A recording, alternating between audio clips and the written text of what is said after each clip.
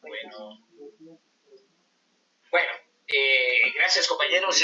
Es parte. Tiene que ser una razón protocolaria, ¿no? Ella es la que tiene la responsabilidad del semestre como tal. Bueno, ¿en qué nos quedamos? ¿Alguien me quiere recordar en qué estábamos la última vez? Ya se me quedaron callados ahí o ya se volvió a caer el internet. Fue en cuando comenzó el derecho en Guatemala. Ok. Fíjense que parte de lo que en este escenario de esta discusión, es decir, siempre me he preocupado que nosotros tenemos precisamente a lo largo del estudio de la facultad diferentes contenidos o conceptos del derecho, y hemos dejado por un lado esa razón histórica de que hemos venido analizando, y yo les decía, bueno, en Guatemala se genera precisamente el descubrimiento de este mundo, me estoy refiriendo completamente a América, decía, ¿y qué es lo que descubren? Decía, bueno, descubren un continente, pero ese continente no es solamente continente, estamos hablando que hay en su haber conjunto de sociedades o comunidades o naciones que se encontraban efectivamente en su desarrollo pleno, podríamos decir en este escenario, bajo ninguna intromisión más que a las propias decisiones que tenían sus propias escenarios de desarrollo. En esta clase creo que habíamos hablado si efectivamente cuando vinieron los españoles se encontraron derecho en el país. No como país, porque no estoy hablando porque Guatemala no existía como tal. Había un acercamiento posterior cuando se refirió precisamente Pedro de Alvarado de llamar de Guatemala. ¿Y ustedes saben qué significa Guatemala, compañeros? ¿Alguien? Tierra de muchos árboles. Aló, ¿quién me está hablando? Tierra de muchos árboles. Tierra de muchos árboles, o árboles de maíz, o cerro frondoso de árboles. Solo se pueden imaginar ustedes la concepción que tenemos de país. Y habrán unos estúpidos ahí de la Cañada que andaban hasta con playeras para quitarle Guatebuena, ponerle Guatebuena y no Guatemala. Solo es el cerebro que no pueden asimilar en su concepto total el agradecimiento que debemos de tener, porque Guatemala es eso, es un conjunto de árboles, una nación de árboles. Es un nombre precioso que efectivamente jala todo ese valor histórico. Dice que por donde ando. Entonces nos encontramos en Guatemala, nos encontramos en el escenario y decimos, bueno, ¿qué concepto tenemos del derecho? Bueno, me dice, había derecho maya. Bueno, cuando hablamos del derecho es porque ya surgió la propiedad privada, o ya surgió el Estado cuando hablamos de derecho, porque el derecho ya es en esencia una cápsula instrumentada por quién, por el Estado, por el fundamento económico, por la base económica, o el que tenemos que entender y comprender las relaciones sociales de producción otra vez, para poder llegar a entender que desaparece la propiedad social para darle otro tipo de propiedad, aparecen las clases sociales, etcétera. Entonces, cuando vienen los españoles, ya estamos hablando que ya vienen avanzados todo un sistema feudal, ya han pasado por el esclavismo, si quieren ustedes, ya vienen en esencia sobre el agotamiento de un sistema feudal, porque a esas alturas del partido ya existía precisamente iluminados tratando en la crítica de la Iglesia que durante 16 siglos hizo que todos los seres humanos fuéramos pecadores para todo era pecado. En 16 siglos pocas personas aprendieron a leer y a escribir. Y entonces, cuando vienen precisamente los españoles y se encuentran en este mundo, lo primero que hacen es que tomar el control lo que tienen, entre comillas, descubierto, porque al principio no hubo oposición de las comunidades primitivas de los indios. Indio es un término apropiado por las Naciones Unidas, que no se refiere exactamente a los hindúes, pero tampoco lleva un principio de discriminación, a excepción que lo diga Yamatei y cómo sean, y Miguelito. Miguelito. A excepción de que eso sí es peyorativo. Pero el concepto de indígena no tiene una razón peyorativa, era una definición de lo que encontraron los españoles y asumieron que lo que tenían era precisamente estas características de la India, o que habían encontrado el continente que andaban buscando. Bueno, el total es que lo que tenemos es que encuentran comunidades indígenas. Pero el concepto de indio no es solamente para los guatemaltecos o para América, también es para África, para Asia, es decir, ese es el concepto general que se maneja precisamente desde la visión propia de la Organización Internacional del Trabajo a través del Convenio 169. Pero bueno, para ir avanzando, ir terminando este punto,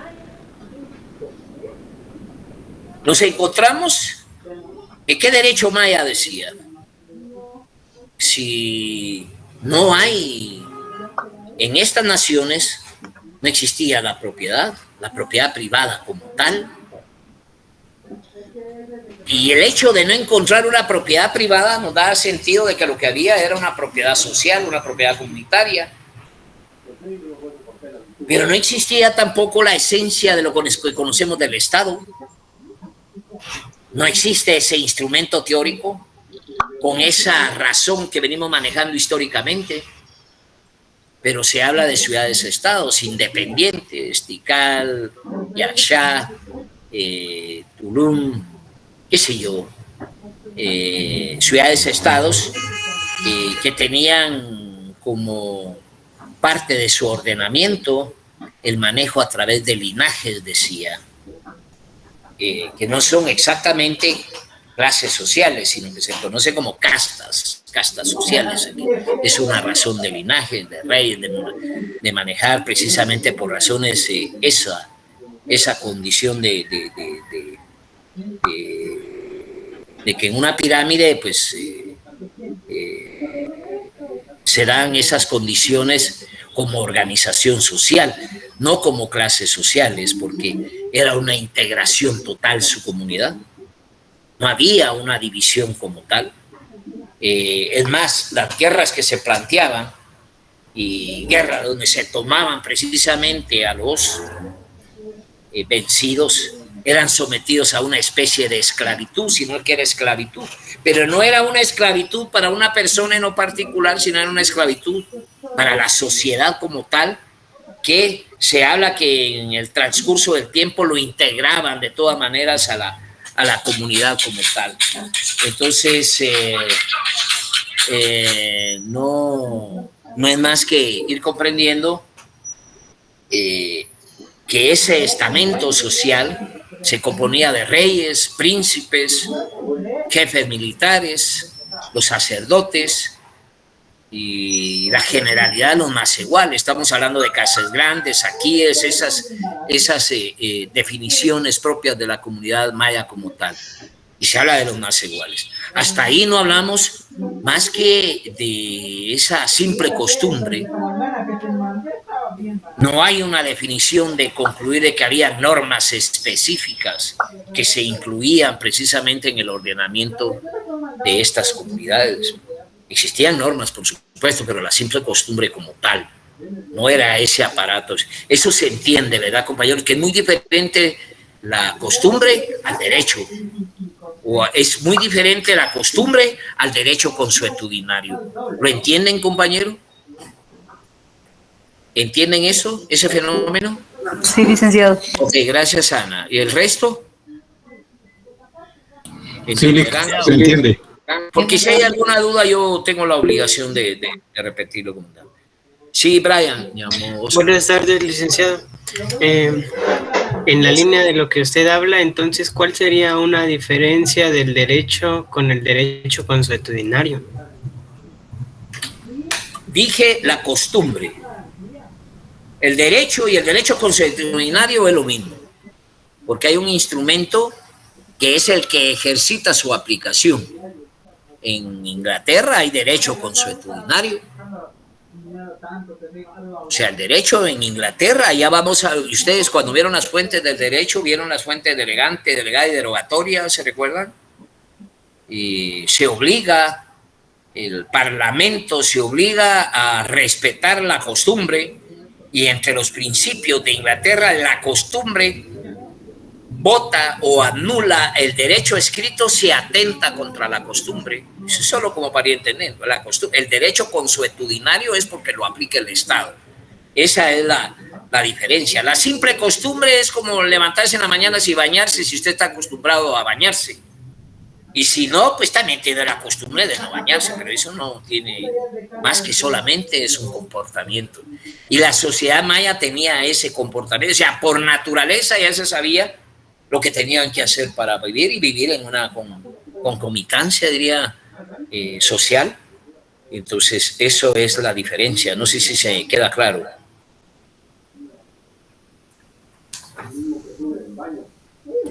Bueno. Decía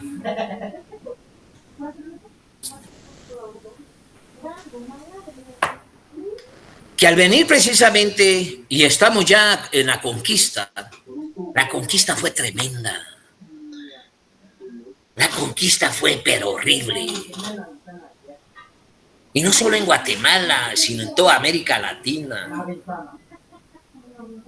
Los españoles venían hasta...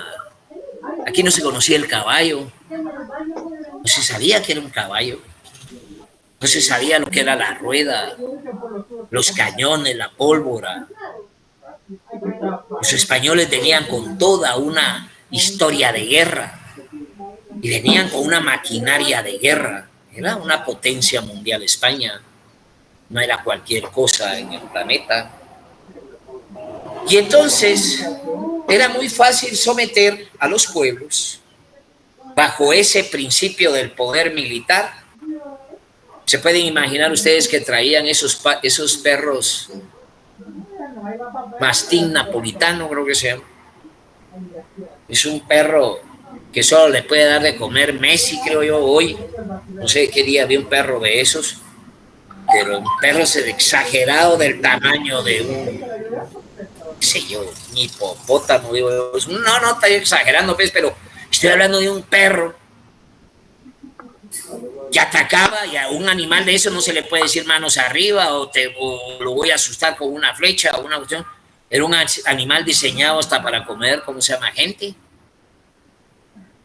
No había escapatoria en la sumisión, en el sometimiento total. Entonces, fíjense por dónde andamos y dónde está el derecho. ¿Dónde está el derecho ahí? O sea, no tenemos todavía la construcción del derecho que conocemos, el derecho que nosotros lo tenemos, entre comillas, metido en esta Constitución Política de la República de Guatemala, que sabemos quién la hizo, pero no sabemos quién ordenó hacerla así.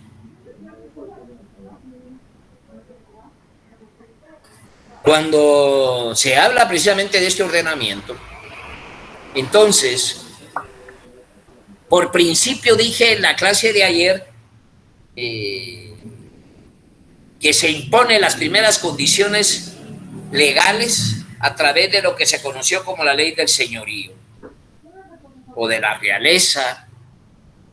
Era una definición que fue transcrita o fue sometida a estos pueblos, donde efectivamente todo, absolutamente todo lo descubierto, todo lo que tocara, lo visto, inclusive hasta las propias personas, si es que se les pudiera llamar personas, diría en este caso hasta los propios comunitarios como tal, fueron sometidos a escenarios propios de una esclavitud que empezaba duramente por el tema de la construcción de caminos vecinales a pulmón. Fueron sometidos a esa condición esclavista que ya había desaparecido en la historia. Sin embargo, se inventaron títulos o a instituciones jurídicas, decía, como es la encomienda y el repartimiento, dos instituciones jurídicas que definieron medidas para atender a la gente que venía a caballo o la gente que venía en artillería, la peonía. Se distribuyeron la tierra de esta manera, despojaron absolutamente de todo a los indígenas, de todo. Fíjense de lo que estoy hablando, despojaron de todo. Y se crearon condiciones, porque para eso se habla que se crean estos principios, la primera normatividad de las leyes campesinas, o sea, las características de la política colonialista, la política agraria colonial, daba por sentado que todo lo que era visto le pertenecía al rey. Eso es bien importante entenderlo, porque a partir de ahí nosotros ya empezamos a pensar, bueno, todo es de España. ¿Y qué continúa? Necesitamos colonizar esto, crear condiciones económicas para hacer un despegue económico y llevar maderas preciosas. Se descubre que el añil podría ser la fuente que surtiera todos los colores efectivamente en Europa y se destinan comunidades completas a la producción del añil. Claro que más adelante hasta lo prohibieron, pero efectivamente pasó desde la conquista 200 años machacando hasta construir efectivamente barriles de tinte. Esa fue la economía de la colonia al principio. Dentro de estos principios se crean precisamente escenarios como... Primero decía el escenario del señorío, la ley del señorío, pero también se crean condiciones en el cual se valora el principio de la tierra como aliciente, otro principio del derecho agrario colonial.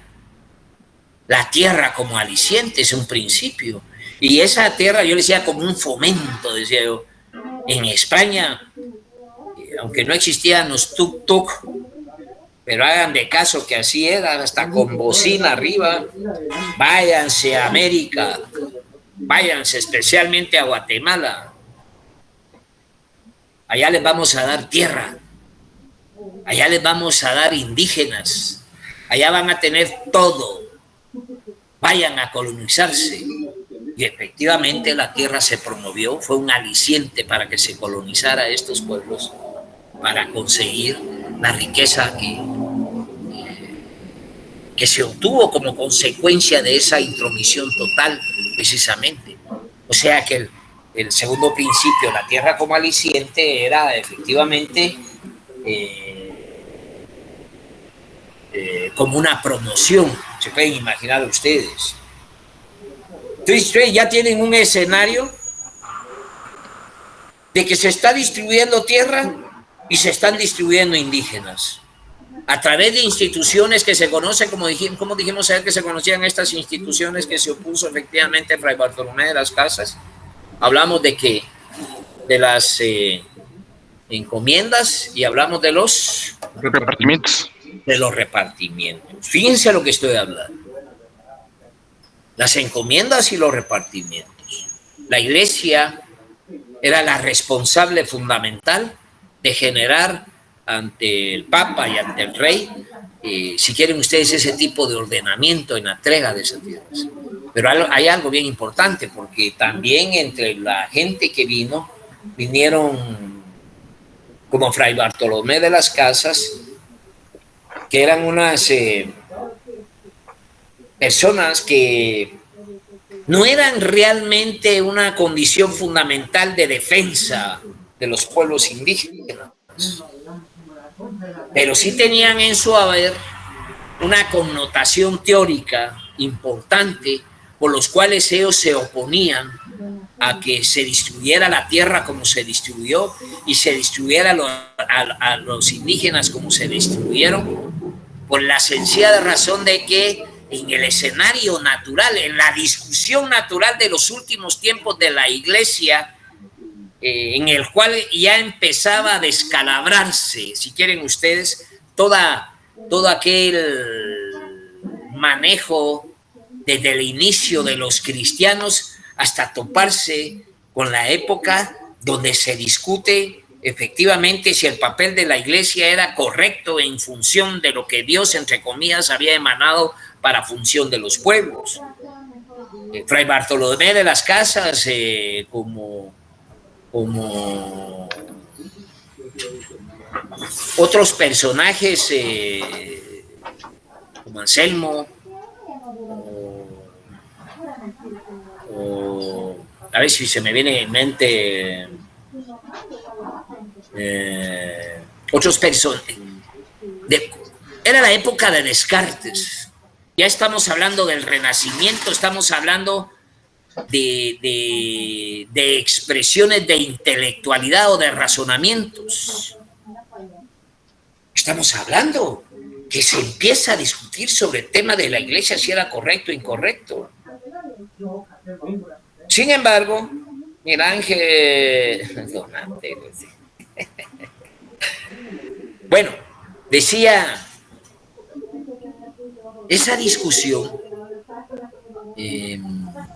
generó tener una visión diferente del derecho natural, porque lo que imperaba era el derecho religioso.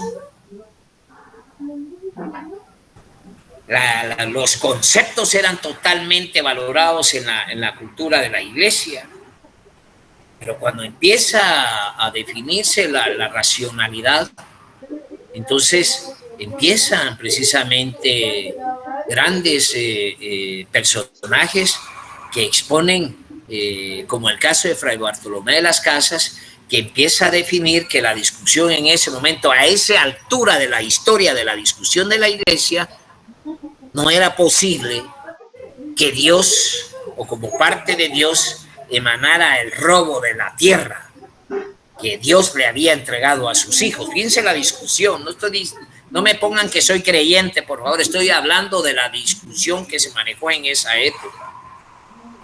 Si había una discusión en la cual se decía, pero ¿cómo es posible que le robemos la tierra a los mismos hijos de Dios que le entregó Dios la tierra? ¿Y cómo es posible que lo sometamos a un escenario de esclavitud cuando la permisibilidad de Dios era un menester diferente a favor de los hermanos o los hijos de Dios? Fíjense que el planteamiento que tenían, y que por lo tanto rechazaban o reprobaban las prácticas esclavistas o realmente de la toma de la tierra, precisamente de las tierras descubiertas, propiedad de los indígenas o de los indios. El Papa y la Iglesia tenían en el criterio la discusión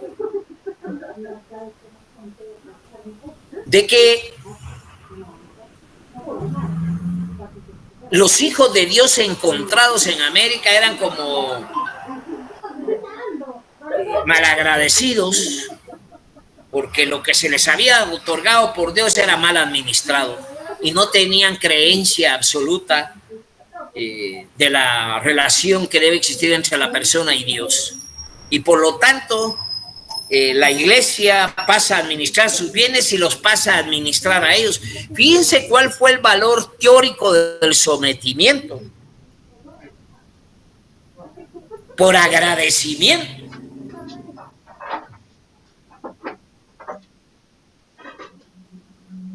O sea, que la iglesia justificó que no había una administración eficiente y que por lo tanto debían de ser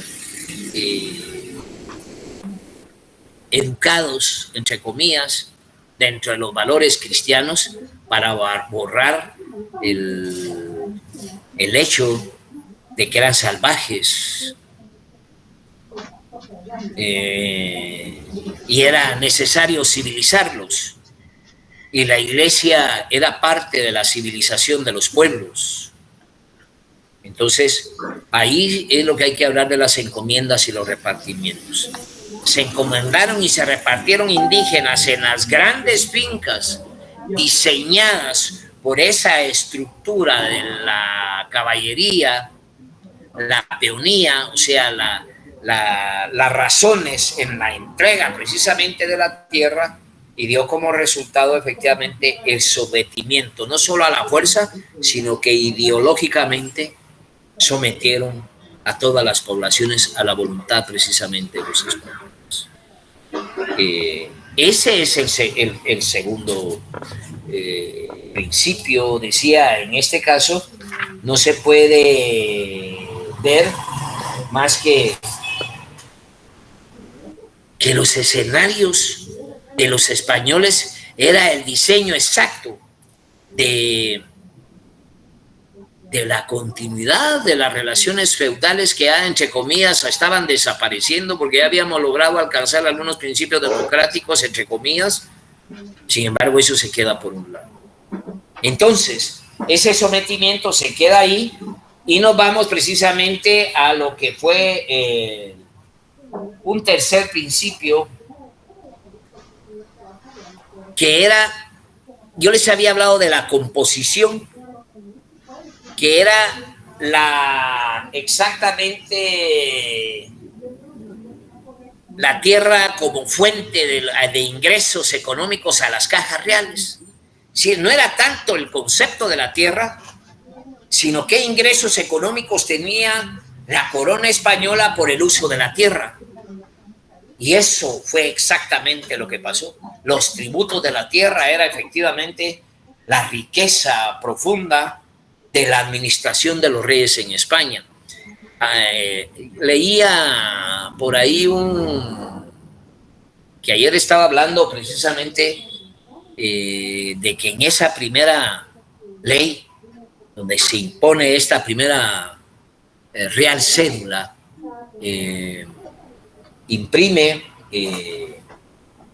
que los dineros administrados precisamente por los virreyes o los responsables de la colonia no tenían acceso a esa riqueza económica, sino que venían directamente personajes de España con armada a recoger las riquezas. Ni la propia colonia tenía la capacidad de tomar ese dinero y administrarlo para sí. Y en la que se opusiera a esa decisión de la monarquía, vuelvo a repetir, venían con gente armada, traían buques de guerra, si lo quieren ver de esa manera, y no había peros. O sea, la riqueza de la tierra era para ingresos de las cajas reales de la corona española como tal. Y había un cuarto principio que se le conoce como la defensa de la tierra de los indígenas, o el derecho de las tierras de los indios.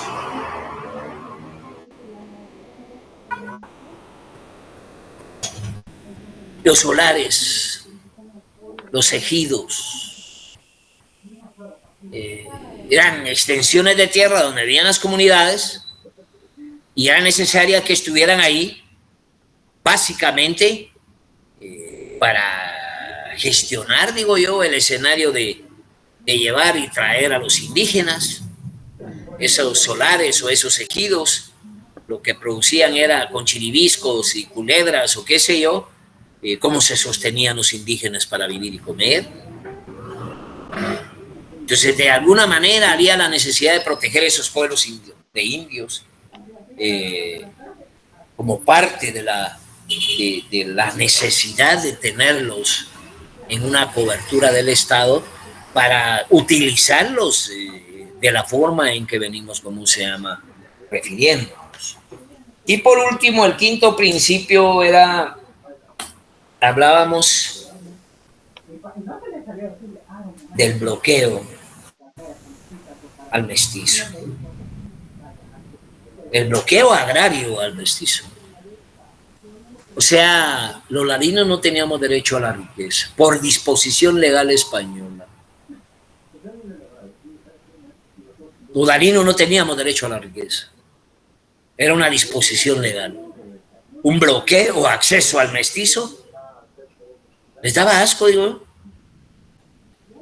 Y así han funcionado.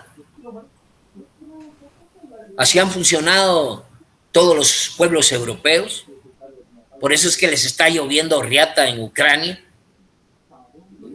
Escenarios como los grupos que apoyan precisamente a Ucrania, Alemania, Inglaterra, Italia, Francia, a través de la OTAN, son eso. Tienen en su haber la historia de ser personajes racistas, fundamentalmente racistas, imposible poderse mezclar con ellos. Entonces, esa era parte de esa definición de dónde se puede venir. Un racismo absoluto, un apego solo al absolutismo de ellos, y que dieron por sentada que eso era por principio la colonia. Con esos elementos se fue desarrollando la colonia hasta lograr alcanzar la época de la independencia. ¿Y qué significó la independencia? La independencia no es ni más ni menos que una expresión diseñada por los avances políticos de los pueblos de América, que habían definido efectivamente una independencia de España. Y no una independencia pírrica, estamos hablando de independencias totalmente armadas. Los primeros planteamientos se dan a través precisamente de dirigente Simón Bolívar, que decía que su juventud viaja precisamente a Europa y tiene un encuentro hasta con Napoleón Bonaparte, pues, en su juventud. Trae todo un escenario de vida liberal, porque ya estamos en la Revolución Francesa, ya estamos de alguna manera diseñados o aprendiendo a diseñar, dejar por un lado la iglesia, fíjense lo que estoy hablando, dejar por un lado la iglesia, porque ya estamos hablando de principios de razonamientos. Ya estamos hablando que Descartes, en los manejos teóricos del liberalismo, del racionalismo, daba por sentado de que era imposible que un papa, un obispo, se le diera dinero para sacar personas de lo que se conocía como un limbo para mandarlos ahí directamente al cielo, y cobraban por eso. Y eso fue un reclamo absoluto a la iglesia desde la construcción del papa por estar generando riqueza para absolver personajes ya muertos y desangrar a las familias en vida para sacarlos de esa parte oscura entre la tierra y el cielo, y lograban hacer. Escenarios como eso eran los que efectivamente le discutieran a la iglesia, y por lo tanto en un momento dado se rompe toda la cultura y toda la estructura de la iglesia por corrupta.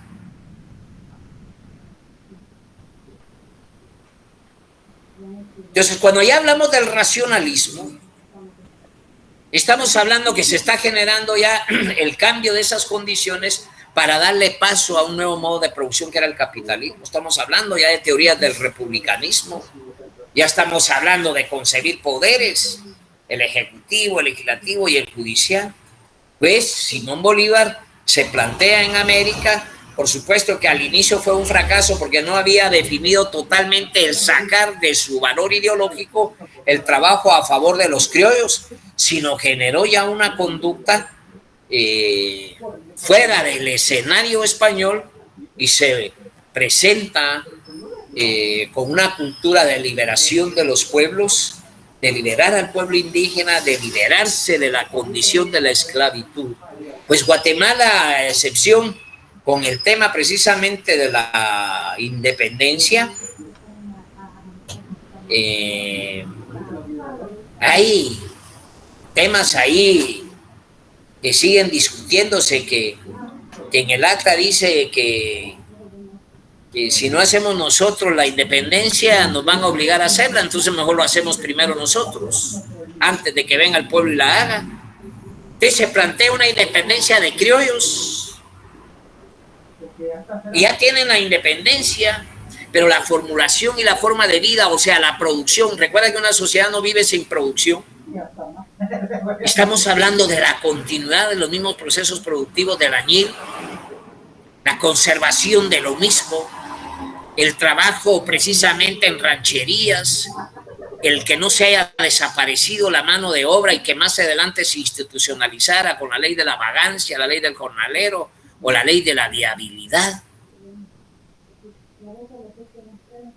La independencia no fue más que una cultura creoísta para garantizarse la inamovilidad de los conceptos de la tierra.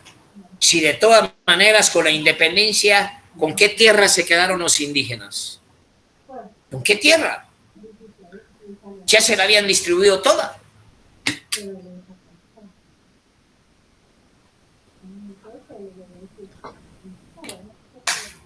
No hace mucho, y da una tristeza enorme,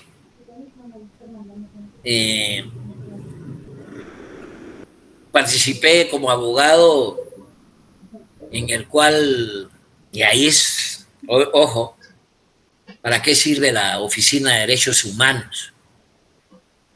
Dan la orden de desalojo de una finca, como de 200 familias, que hacía 300 años vivían ahí. O sea, ahí nacieron los bisabuelos, los abuelos, sus hijos, todo.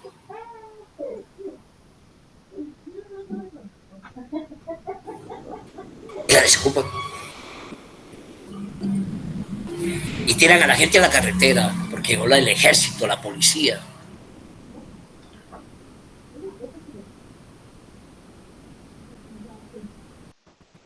Y eso es lo que se discute en el tema del derecho. Un escenario de vida para que unos propietarios o algún propietario, que quién sería, que tuvo que haber manejado a estas alturas de la vida, saber cuántos escenarios de temas hereditarios, que seguramente falsificó un montón de firmas, pero el tema es que tenía un título y saca a la gente. Y los derechos humanos, bien, gracias. Ni siquiera con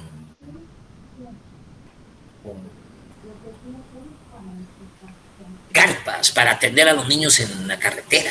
Si era un descalabro humanitario. El derecho de este país es una condición insensible cuando se trata de despojar la tierra, despojar minerales o despojar ríos. Ahorita estoy citado otra vez en Zacapa para una hidroeléctrica. Se ha apropiado de un río y ha dejado más de 14 comunidades sin agua. Y toda la estructura del Estado, del Ministerio Público, jueces, es lo mismo. Es, aceptar que el derecho es esa amalgama de contenidos históricos, como que el derecho no despertara o no tuviera otra razón de ser más que lo que hemos entendido nosotros como abogados. Entonces, cuando se da el marco de la independencia, no fue más que eso. Sin embargo, yo vuelvo a repetir, hasta ahí, aún con la independencia, no tenemos constitución. Y entonces, ¿cuándo es que se empieza a definir la concepción legal propia, autónoma de nuestro país? Se da la composición de la Organización Centroamericana como país, se rompe esa condición de independencia centroamericana, hay una posibilidad de podernos anexar a México, pero también las condiciones de los cacicazgos, por ejemplo en El Salvador, que prácticamente era una finca, se oponen a esa anexión y se rompe el escenario de su vinculación, pero también se rompe la definición y se queda esta península centroamericana dividida en 5 países, 6, bueno, incluyendo hasta Panamá,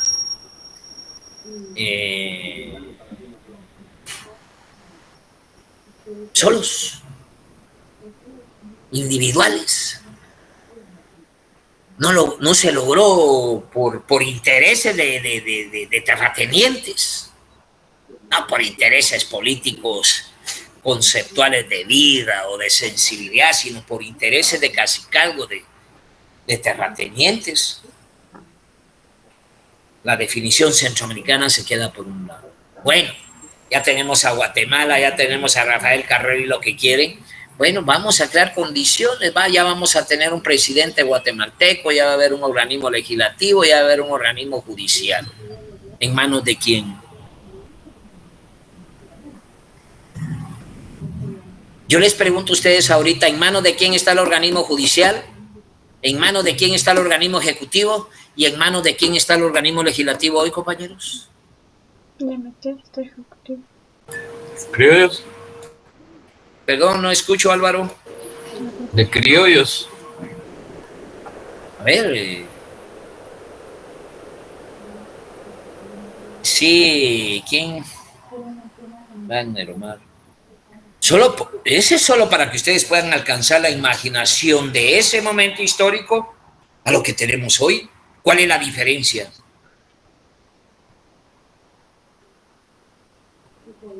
¿Cuál es la diferencia? De la burguesía, exactamente. Es decir, que nosotros, cuando hacemos ese escenario, por eso es que el derecho agrario no se puede definir bajo la condición mental de que son todas esas leyes específicas que tratan el problema de cómo manejar el tema del manejo de árboles, el manejo de las cuencas de los ríos, el manejo de protección de cuencas, el manejo... Toda una ensarta de legislación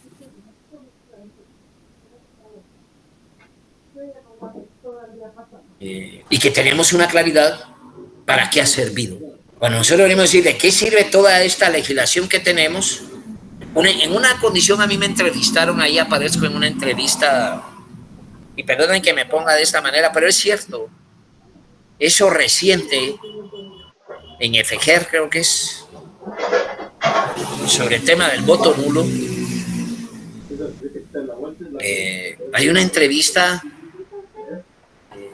en el cual descansa de qué sirve o de qué ha servido todos los sistemas electorales que ha habido en este país, si ninguno de ellos ha generado ninguna aproximación con la realidad de este país, a excepción del doctor Juan José Arévalo Bermejo y Jacobo Arben Guzmán, porque eso es bien importante, lo vamos a ver, los años de la revolución, que es parte del proceso agrario. Entonces nosotros tenemos ya acá un escenario, desde el mismo Rafael Carrera hasta Justo Rufino Barrios, lo que se conoce como la etapa conservadora. La iglesia era totalmente dominante. Edwin, a ver, ¿qué es lo que quieres que te explique, Edwin? Sí entiendo lo que me quieres decir ahí. Sí, licenciado, buenas noches. Esta institución que fue creada supuestamente para devolver a través de procesos legales tierras a personas que las reclaman, tal como el caso que usted expuso de esa finca Managua. Exacto. Supuestamente ellos son intermediarios para la compra de esas tierras y luego pues entregarlas a grupos comunitarios, ya sea en cooperativas, asociaciones, y dividir estas tierras para que las administren a través de un proceso legal en el cual se les adjudican por medio de títulos de propiedad. Pero tuve la oportunidad de ver que es un total engaño, porque siempre hay instituciones denominadas ONGs, donde estas compran estas tierras y las revenden a fondo de tierras con unos precios altísimos, que es pagado por el mismo Estado, pero ahí va el negocio, ahí va la tranza, ¿verdad? Si no hay nadie avanza si no hay tranza, dice usted. Correcto. Mire, ese son parte del... Alguien levantó la mano, siempre soy respetuoso. Alguien levantó la mano, no hay pena. Sí, licenciado, tal vez como algo de lo que usted estaba hablando y que pues sí me parece muy interesante y que actualmente sigue sucediendo, es que ahora tengo conocimiento de que hay personas de algunas comunidades que están viviendo en territorios con frontera con México, y el Estado mexicano les ha estado apoyando para que ellos puedan sobrevivir, porque el Estado de Guatemala los despojó de sus territorios y hasta el momento no se ha hecho cargo de poder pues darles tierras, porque donde ellos vivían se ha declarado área protegida, pero ellos vivían ahí desde años antes de que se declarara como área protegida. Y entonces me recuerda a eso porque usted lo estaba mencionando y pues el Estado no les ha dado como siquiera los recursos para que ellos puedan vivir. Se ha visto que se compren tierras nuevamente, pero las tierras que el Estado de alguna u otra forma tampoco es que les quiera dar, no son tierras para poder cultivar, y las tierras que ellos tenían eran donde cultivaban maíz y todas esas cosas. Y el Estado ahora pues se hace la vista gorda y hay creo yo, si mal no estoy, hay un arbitraje en cuanto a eso. El tema fue a lo judicial, pero tampoco se solucionó, y entonces ahora pues creo se están trabajando mesas de diálogo para que los ministerios respectivos pues hagan algo, ¿no? Porque las comunidades, usted bien lo mencionaba, no tienen casas, tampoco hay carpas, solo hay nailos que los cubre del sol o de la lluvia, pero que tampoco es suficiente, ¿no? Y me recordó a eso porque usted lo mencionaba un poco. Sí, no, hay cosas, no, yo he estado en escenarios que ustedes no tienen la menor idea, y es difícil desprenderse de su tierra, de su alma, de su casa, de su profundidad, por sentado que era de ellos todo ese escenario, desde hace 300 años, con iglesia, con mercado, con esto y lo otro. Y entonces, yo vuelvo otra vez, porque soy abogado, bueno, me la llevo de abogado agrarista fundamentalmente, y ahí como lo expuso la compañera, no hemos tenido más dedicación que este tipo de enseñanza. Y cuando yo les valoro a ustedes, por ejemplo, como decía el compañero, ¿de qué sirve una institución como Fontierra si tiene de existir desde la época en que se para la guerra? Porque esa es una institución que se paró por la guerra, por la cuestión de los acuerdos de paz y la necesidad de haber esto. Pero ¿hace cuánto se dio eso? Y nunca ha funcionado absolutamente nada. Porque el tema agrario tampoco no es solo verlo sobre la distribución de la tierra. Si ustedes pueden repartir la tierra en 18 millones de habitantes, pero eso no sirve de nada. Si lo importante de la tierra es que sea un escenario económico nacional para vender toneladas métricas de productos al extranjero, para traer dólares, diría un amigo, para traer libras esterlinas, y hoy para traer rublos o yuanes, de acuerdo al BRICS. Hoy hay países que se están independizando, y que no son paisitos, estoy hablando de Rusia, la China, la India, Pakistán, Brasil, Sudáfrica, estoy hablando de 22 países que están desconociendo prácticamente el dólar en el mundo, y que los países puedan pagar los productos con su moneda como tal. O sea, la comunidad mundial está también revisando sus razonamientos de vida, los BRICS, por supuesto, Carlitos, así es. son importantes este tipo de comprensión. Dice, no es solamente distribuir tierra. Necesitamos, por ejemplo, vender, si se venden, ¿a quién le quedan 3.5 de millones de toneladas métricas de azúcar? Nosotros necesitamos tener 10 millones de toneladas métricas de azúcar, 10 millones de toneladas de nabo, de esto y de lo otro, y que seamos una plataforma como la está teniendo efectivamente Venezuela. Fíjense, pues, estoy hablando hoy de Venezuela, que ha resuelto su problema de la soberanía alimentaria, lo que no tenemos resuelto los guatemaltecos. O sea, yo no puedo vender maíz si primero no tengo para darle de comer a la gente. Porque hasta la soberanía alimentaria hay que ver en este tema. Pero ¿de qué sirve tener un campesino que tenga una proyección agraria y que solo le sirva de sobrevivencia? No tiene ningún sentido tener una porción de tierra. Estamos hablando de acreditar en la tierra. Hoy estoy hablando como un factor determinante del derecho agrario, agroindustrializar o darle valor agregado a la tierra. No es solamente que quienes estamos aquí atrás de la cámara viendo la televisión, seguramente ahí está el papá o la mamá, o los hermanitos, los hijos, ahí tenemos cafecito y nos vamos a dar una cátedra. Es que los campesinos hay que darles tierra, los campesinos hay que educarlos para que trabajen, cómo poder sembrar el chile, tienen que sembrar bien. ¿Quiénes somos nosotros para darle cátedra a los campesinos de cómo sembrar la tierra, compañeros? ¿Quién se atreve? Y le echamos la culpa que el campesino es un tonto y que no puede producir tierra. Porque ese es el escenario que normalmente discutimos nosotros. ¿Quiénes somos nosotros? A la par de los campesinos.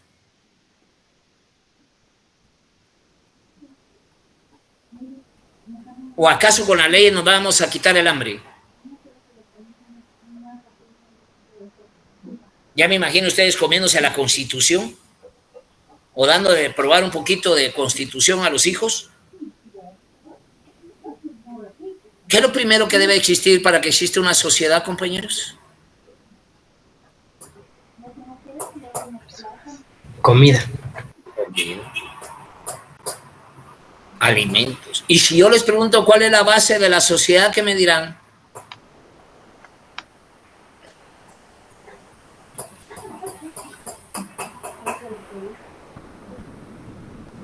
¿Cuál es la base de la sociedad? La comida. La familia.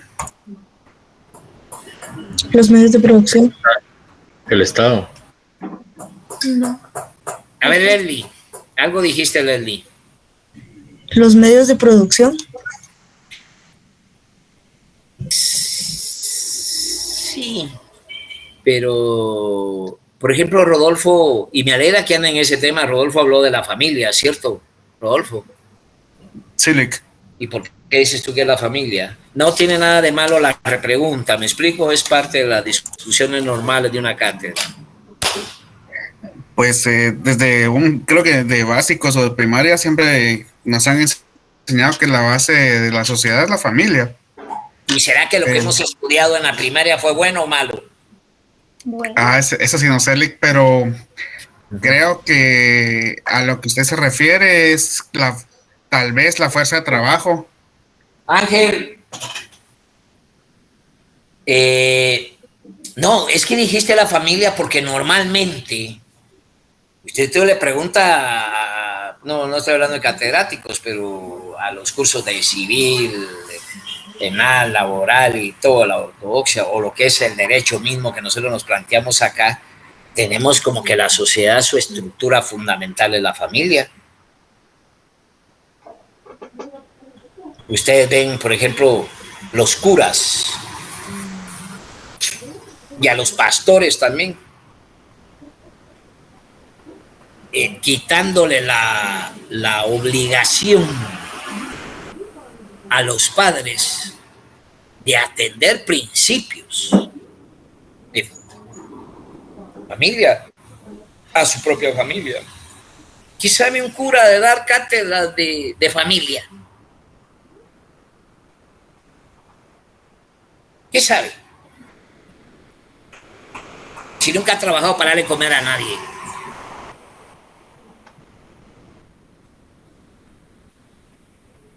Yo sé que se incomodan muchos compañeros por mi postura, pero no se tienen que incomodar conmigo, sino atender que es una realidad.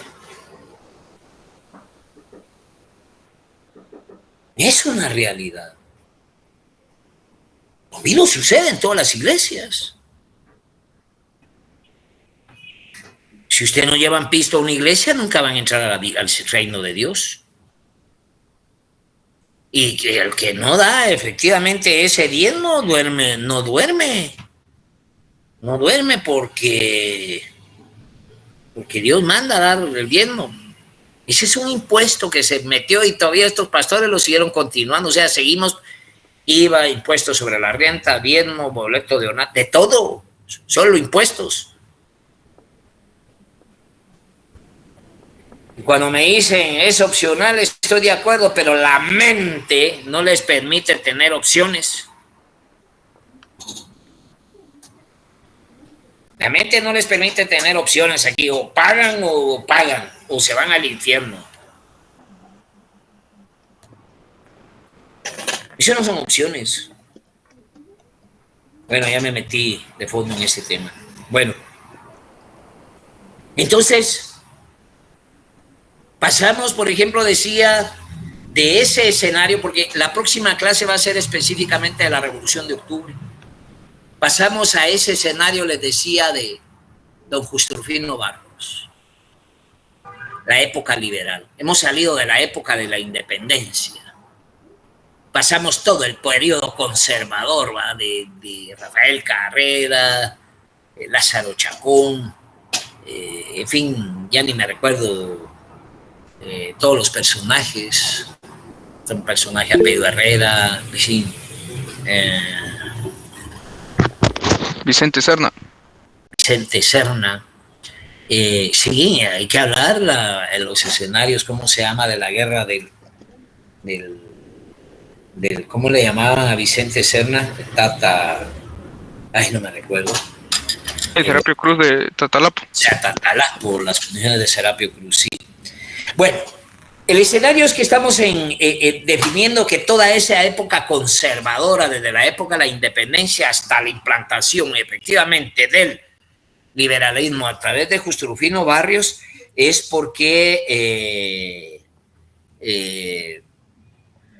se rompe el tema económico nacional, o sea, ya no era el añil la oportunidad para que los criollos tuvieran fondos permanentes e ingresos a los guatemaltecos, y se catapulta el emprendimiento de sembrar café. Ni siquiera era de tierra guatemalteca, sino de la India o del África, y se trae el café, se siembra el café y se le quita la tierra a la iglesia. O sea, Justo Rufino Barrios diseñó todo el planteamiento para que Guatemala fuera diseñado absolutamente todo bajo el esquema cafetalero.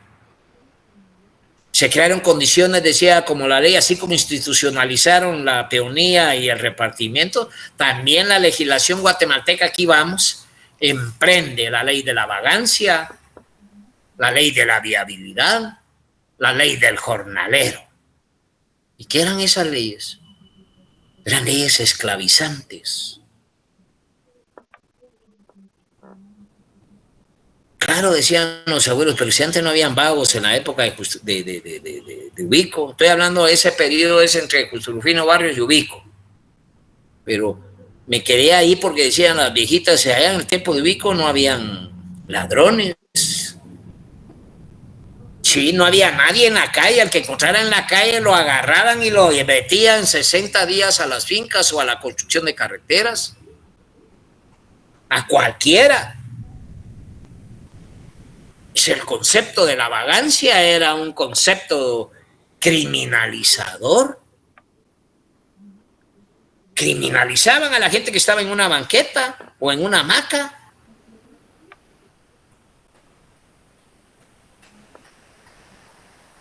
Pero también estaba La ley de jornaleros. Había que tener jornadas específicas de trabajo inscritas en una libreta firmada por el patrono de una finca, y aquel campesino que encontraran caminando sin esa tarjeta lo hacían que trabajara en una finca donde lo encontraran para recrear una nueva tarjeta con el tiempo mínimo que tenía que tener.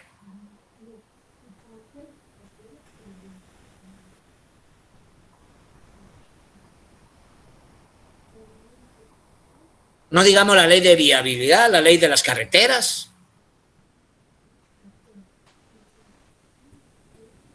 En la época de Ubico me decía, yo creo que les hice un comentario a ustedes en una oportunidad. Yo conocí a doña María Vilanova, la esposa del presidente Arbenz, y me dijo en una oportunidad que lo que más le dolía cuando entraba a Guatemala, porque ella era una mujer salvadoreña viniendo de El Salvador, veniendo a ver a su peor es nada, presidente Arbenz, él decía que lo que le mataba a ella era la esclavitud en las carreteras de los indígenas. Sin ganar salarios, con un tiempo de comida, agua, una esclavitud perversa.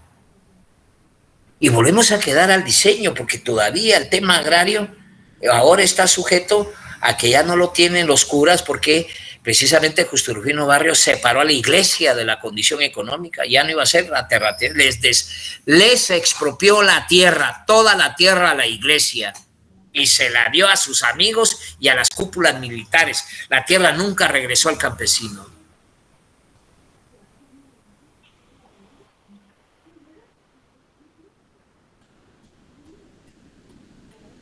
La tierra nunca se creó el ferro. Por supuesto que estamos hablando de un pensamiento liberal. Ya están metiendo ustedes la máquina de vapor, el tren. Ya están, o sea, algunas plantas que generaban un poco de energía eléctrica. Ya estamos hablando de condiciones de meter un telégrafo.